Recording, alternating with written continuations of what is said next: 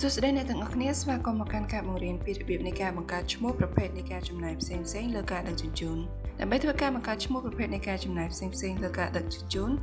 ជាដំបូងលោកអ្នកត្រូវคลิกចូលទៅក្នុង Module Freight Management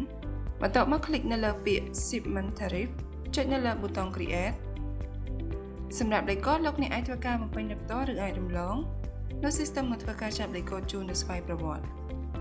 ធ្វើការជ្រើសរើសឈ្មោះអ្នកផ្គត់ផ្គង់បន្ទាប់មកធ្វើការបំពេញឈ្មោះនៃការចំណាយរបស់លោកអ្នកនៅក្នុងប្រអប់ Description ឬលោកអ្នកអាចធ្វើការបំពេញឈ្មោះនៃការចំណាយរបស់លោកអ្នកជាភាសាផ្សេងទៀតនៅក្នុងប្រអប់ Second Language រួចធ្វើការចុចទៅលើប៊ូតុង Save លោកអ្នកអាចធ្វើការកែព័ត៌មានឈ្មោះនៃការចំណាយដែលបានបង្កើតរួចដោយចុចនៅលើសញ្ញារូបប៊ិចឬចុចនៅលើសញ្ញាធុងសំរាមដើម្បីធ្វើការលុបចេញ